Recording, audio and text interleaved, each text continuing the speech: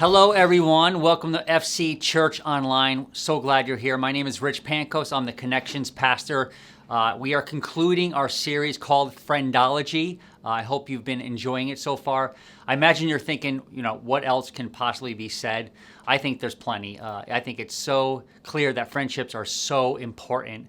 Many of you heard it said, show me your friends and I will show you your future. I think that's more true today than ever. I'm extremely blessed with so many friends in my life. I grew up with a bunch. You'll see some pictures. Most of these friends are from childhood, from elementary school. We still remain close to this day. Camden Yard trips, barbecues, birthday celebrations every year for everyone's birthday. So many memories, so many funny moments, and so many great moments.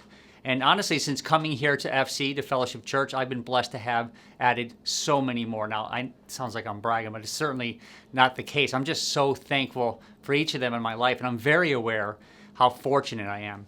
I mean, I am an identical twin, forced into friendship. I've always had someone to play with, hang with, chat with, I guess even before I was born, technically. From Rob, my twin brother, to my best friend and wife, Vicky, and to so many here, I am very aware that God is so good. See, in all of this, I learned a lot because honestly, I've not always been the best friend. I think of how often I would actually tell my friends, hey, no need to let anyone else in, we're good. I think of how often I would hang out with the friend that wants to do what I want to do. And I also think of the damage I caused in making fun of friends using sarcasm far too often. As life progressed and got more difficult, I started to see the real value of a true friend. When my parents died, how many of my friends showed up? When I moved, they helped. That's true friendship there, when they help you move, right? When things were great, they were probably a big part of it. Have they let me down? Oh my gosh, yes. I have a list, but I'm not sharing that today. But they're no doubt there anytime I need them.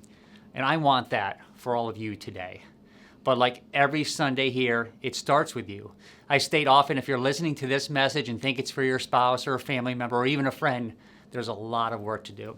We can continue to send messages and sermons to those who have hurt you with the chances of them actually watching it very small, or we can just work on ourselves and have a better shot of helping the relationship out. See, for you to have the benefits of friendship, you have to be the friend to others that you crave yourself. But I want to start, sadly, with the negative. Let's start with the negative.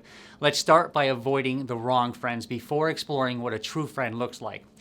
I'm sure all of you have had friends that, looking back, were not very good for you.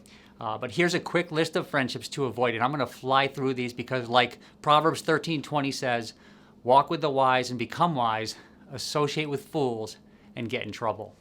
If you do not like chaos, stress, gossip, drama, here is what to avoid. First, we'll want to avoid gossipers. See, between you and me, and I'm not one to gossip, Proverbs 16:27 and 28 says, scoundrels create trouble. Their words are a destructive blaze. A troublemaker plants seeds of strife. Gossip separates the best of friends. See, secrets don't make friends. Betraying confidence ruins relationships. The good thing is at churches, we don't gossip. We have prayer requests in small group. Hey, we're going to want to pray for Ethel again. She's been drinking a bit much between us. Bless her heart. Listen, if they tell you others' dirt, they told others your dirt. So avoid gossipers. We'll also want to avoid angry people.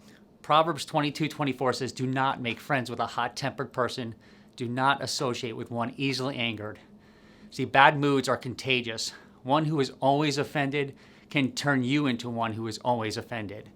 Do you have such an angry friend that some of your other friends don't even want to hang out with them? Are you afraid to tell them maybe because, well, they're angry or they'll get angry with you? Do not make friends with this person. Also, you're gonna want to avoid drunkards. I mean, I probably just cut most of your friends in half there, but didn't I? Proverbs 23:20-22 says, do not join those who drink too much wine or gorge themselves on meat, for drunkards and gluttons become poor, and drowsiness clothes them in rags. With certain friends, you have to ask yourself, is alcohol always a given? Does alcohol need to be in the mix every time you are together? If so, why? Are they too difficult to talk to sober? Ask yourself this, is there a tension with alcohol that's never been addressed? Internally, you think they drink too much, but you just never told them for fear you'll lose the relationship. If you're honest with them, maybe you're a bit uncomfortable with them driving after that amount of alcohol. Maybe you've seen such a higher bit of emotions on them because of it. Maybe they're rarely addressing issues, just easing the pain through alcohol. I believe you have the tough conversation. It may just save their life, and it'll probably save your friendship as well. Next, we're going to want to avoid self-servers. You know the type. It's all about them always, right? James 3:16 says, "For where you have envy and selfish ambition, there you will find disorder and every evil practice." Again, you know the type. They can never read the room because they don't have to. It's their room. It's an unawareness of their surroundings, of others. It's selfish, self-centered, narcissistic people. They're just not good friends. It's always what they want to do. And if they're not happy, chances are neither is anyone around you. Lastly, a surprising one in church. You're going to want to avoid religious people. You're like, what? Proverbs 25:20 says, "Singing cheerful songs to a person with a heavy heart is like taking someone's coat in cold weather and pouring vinegar in a wound." Here's the type I'm talking about. They have a Bible verse for everything. Oh, you've lost your parents and your job? Well, let me assure you, James 1:2 says, "When troubles of any kind come your way, consider it an opportunity for great joy." Oh, you're sick? Maybe it's unrepented sin in your life. See, most of the time, there's no need for a lecture. And most of the people you're talking to probably know those scriptures and know what they're supposed to be doing here, right? But maybe they just need a friend to sit with or to talk to. Which brings to mind funerals and Christians. Some of the things we say to those that are in mourning, right? Oh, they're in a better place, or hopefully you don't go down the other road like, oh, they're in that place. Hopefully you don't say that. Or how many people say, oh, it's okay, God is still on the throne.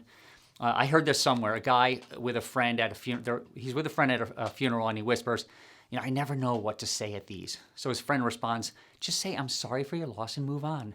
So he goes to the first person in the line mourning, right, and he goes up to him and says, "Hey, I'm sorry for your loss, move on." Okay, enough with the negative. Let's go positive. So what is a true friend? Well, I asked around, so check out this short video. Be nice and be caring and look out for others. Be nice. Share. Always be there for the person. Be able to be open with them, have love for them, trust them, and definitely be, most of all, loyal to them. Listen and always reach out. Always be loyal, be willing to stick with them through thick and thin, through anything. Intentionally reach out to others and put them before myself. Have fun and be truthful. Pour into other people, not just when they need it, but consistently. Think about other people before yourself. Reach out often and be intentional. Be authentic.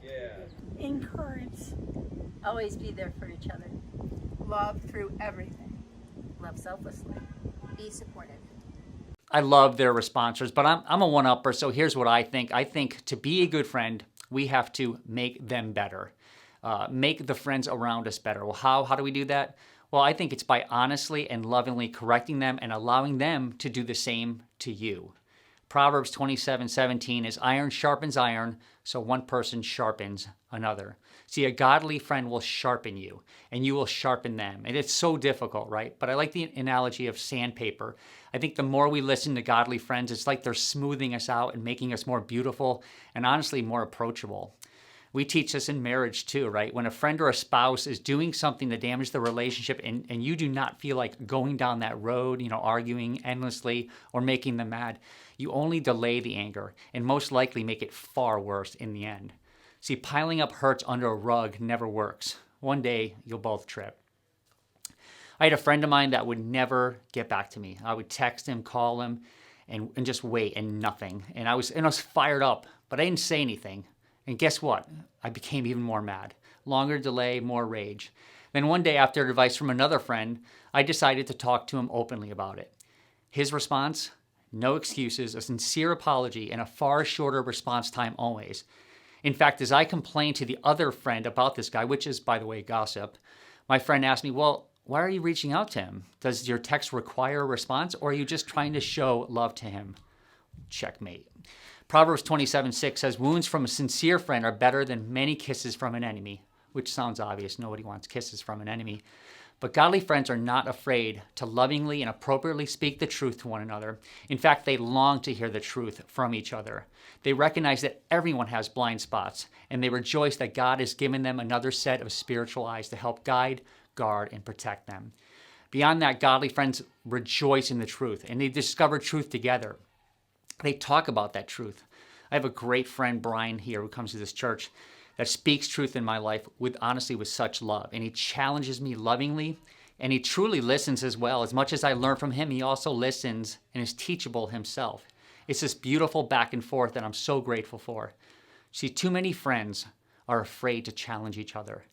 But that being said, too many challenge too often. Truth can be the common bond of your hearts. A love for God's word and a love for communicating his truth to others. That's my special relationship with Brian. See, too many of us have overly honest enemies or dishonest, non-confrontational friends. The verse we've been hitting every week pretty much says it so well. Ephesians 4:15, where Paul says, instead, we will speak the truth in love. The key in love there. We don't just speak the truth, we speak the truth in love, growing in every way more and more like Christ, who is the head of the body, the church. Okay, another way to become a good friend. We assure them. Number 2 is we assure them. We assure them always, but especially through adversity. See, godly friends love each other. In Proverbs 27:17, a friend loves at all times, and a brother is born for a time of adversity. Do you have the kind of friendship that unashamedly could declare this love? You know, the old saying is true, prosperity begets friendship, adversity reveals them. I mean, how many lottery winners quadruple their friendships? And how sad in times of trouble, some disappear, some lose friendships. See, selfish friendship is an oxymoron. You can't be selfish and have a true friend. It's impossible. Selfish people can think they have a close friend, but what if it gets hard? What if you have to visit someone in the hospital, bail them out of jail, again, help them move? What can your friendship truly endure? Assure them, encourage them. Just tell them you're in it for the long haul. Another way to become a good friend is to rejoice with them. Number 3 is to rejoice with them. A Swedish proverb states, friendship doubles our joy and divides our grief. I say it all the time in marriage as well, that same saying is so beautiful. Friendships double our joy and divide our grief. Godly friends rejoice in the blessings of a friend. This kind of relationship has no place for jealousy, comparison, or envy. They get a big house, good for them. They get a raise, celebrate with them. They beat you in pickleball, congratulate them, and be a good sport, even if there were some bad calls along the way. When a friend of yours is in a great season of life, chances are they'd love to have someone to talk about it too. Let them relish in it and celebrate with them. Don't rush past a high in their life, as sometimes these highs are outweighed by lows. Next, to become a good friend, number 4, we forgive them. It sounds obvious, but a quick news flash to all of us, friends will eventually hurt each other. They will eventually hurt you, and most likely unintentionally, right? Yet, where the Spirit of the Lord is, there is peace. Godly friends resolve tension quickly, and they forgive quickly. I had a friend recently apologize to me, and I really honestly forgot what it was about. But it hit me in that moment. I said to him, there is nothing that you can do at this point of our friendship to jeopardize it. My lifelong friends that I have, that I talked about in the beginning, we've come too far. We've been through too much. We need to tell some of our friends that they're lifers. Just like many of us married couples have to tell our spouses, hey, we're in this for the long haul. We're lifers, right? I think we need to treat our friendships like a dog treats its owner.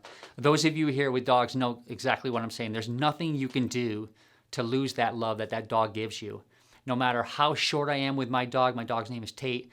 No matter how short I am, no matter how loud I yell at him when he's barking and I'm on a Zoom call, even when I don't feed him from the table, although I guess sometimes I do, I can yell at him and ignore him all day, but he'll always jump on my lap.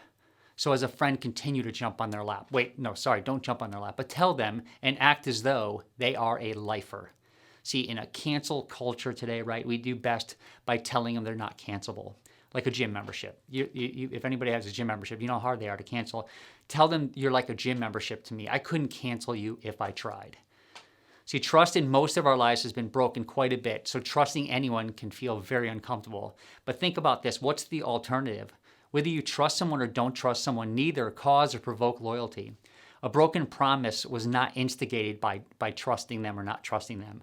Adultery is not caused by this lack of trust. See, that person was going to cheat no matter where your trust was. So I would say trust. Next, to become a good friend, we have to schedule them. Number 4 is to schedule them, right? As much as, we never talk, but when we do, it's as if we talk every day. That's nice, and some of you need that, right? People live out of town. It's hard to be with people as much as we want, right? But you need to know that an intentional weekly or monthly or even quarterly meetup is best. And then I always say, if you're waiting on them to get in touch with you, it's probably just not happening. We're all so busy. We work, young children, activities. There's just no time for friends, it seems like. But having those, oh, we never talk, but when we do, it's as if it's every day, right? That's great. But I'm certain we need more, and we can get more value from the see more often friends. My wife had this great friendship in college. Her name was Betsy. And they loved each other. And after college life, things got busy. Getting married, having young children. They would talk occasionally, then less occasionally, then only exchange Christmas cards. Betsy had no social media platforms. So sadly, this year, Vicky's Christmas card got a phone call response by Betsy's husband stating that Betsy died of leukemia. Vicky wrestles with her effort she made in that friendship. See, why would we wait to reach out to someone? I'm sure God is putting someone on your heart right now. See, you have time. Vicky no longer does. Next, to become a good friend, we need to, number 5, let our guard down with them. I saw something so wonderful at a conference we recently attended, a Warrior Conference up in New Hampshire. We have these 4 young guys. One is my son Bennett, along with Nick, Kenny, and Silas. They're playing basketball, right? And they're all playing, and all I hear from them, I overhear them the way they talk to each other, right? Is hey, good job, Kenny. Nice job, Nick. Way to go, Bennett. Way to go, Silas. It's just encouragement and encouragement, right? And then I see them worshiping God together. They're embracing each other. Then they share what they learned at this conference, and they're not worried at all what others think. Young showing the old what true friendship looks like. There's no phoniness. There's no egos. It's fully exposed, authentic friendship. And the beauty of that is I came out of that and thinking, my son has an army. He's going to be okay. We all need an army of strong believers who know what it looks like and applies what it looks like to truly follow Jesus. I see this in some of the groups I'm in, right? This vulnerability and this authenticity, this being real. Your friendships will only go as far as you allow others in. That wall you created, our non-willingness to let people in, it's taking away friendship opportunities that could honestly change your life forever. This authenticity in groups ignites more authenticity. I've seen it over and over again. One's willingness to share weaknesses and mistakes along the way helps others feel safe and allows them to share as well. So much of that therapy is just being able to talk it through. So that's what these groups and that's what these friendships allow. I believe this is what Jesus creates in us, a realness and understanding that our mistakes we share can help others to avoid them. Jesus at the center of any relationship strengthens it.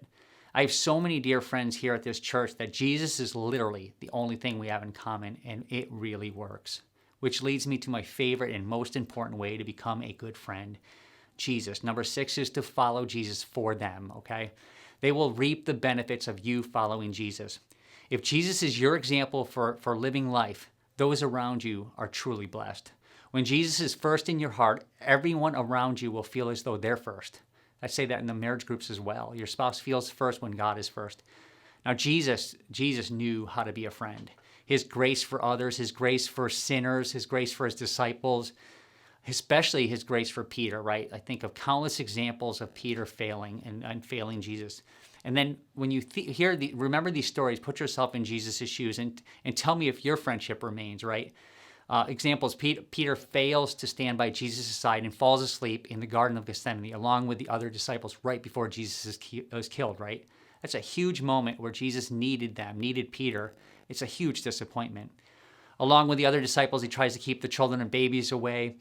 He loses faith while walking on water and sinks. Some of you know all these stories. This is lack of trust here that Peter shows Jesus. He's filled with selfish ambition as he argues with the other disciples about which one will be the greatest. So clearly his eyes are on himself here.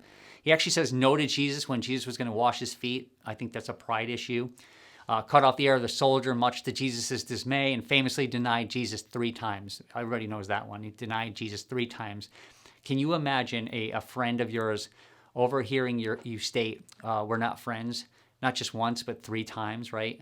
Yet Jesus was still a friend to him, and he loved him anyway. Don't we all want to be a friend like Jesus? Shouldn't we all be a friend like Jesus? See, when you truly follow Jesus, I mean spending daily time with him, reading your Bible, being here on Sundays, you become like him, and there's no better friend than Jesus. I have found the closer my friends walk with Jesus, the closer we feel. See, Jesus and me and you make us love differently. So a typical friendship says, if you need me, let me know. A Jesus friendship comes right over. A typical friendship reaches out every now and then. A Jesus friendship makes sure it's often. A typical friendship is usually 2 talkers. A Jesus friendship is two listeners. A typical friendship lasts only in seasons. Oh, we coached together at my son's middle school. We worked together. We used to go to the same church.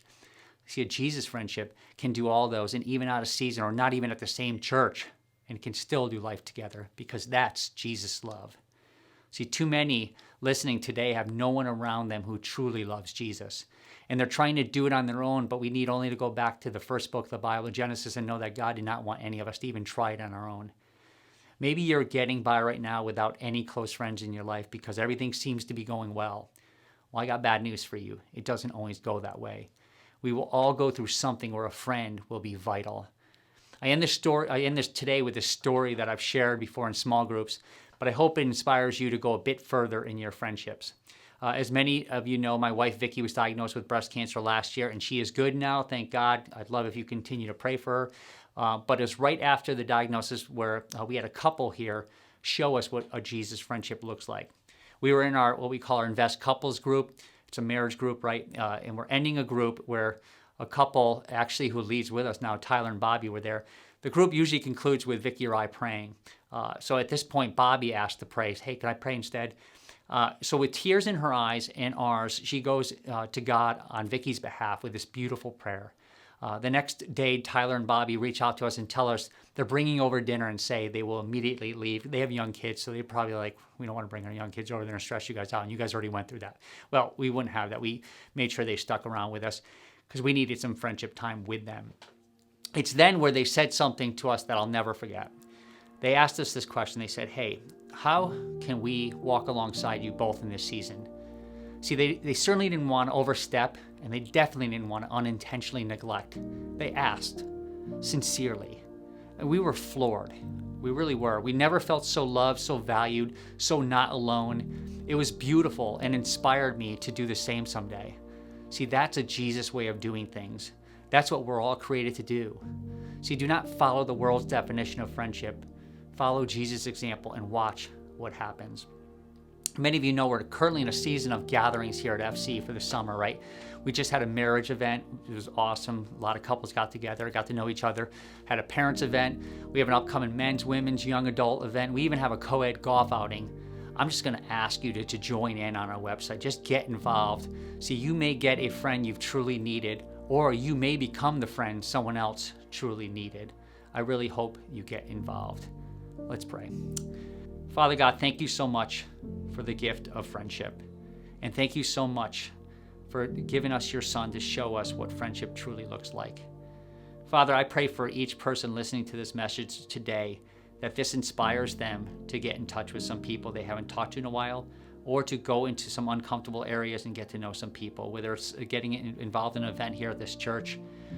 I pray that they take some chances and understand that you created friendship for the purpose of loving and to help us and to guide us through in life that can be honestly very difficult at times.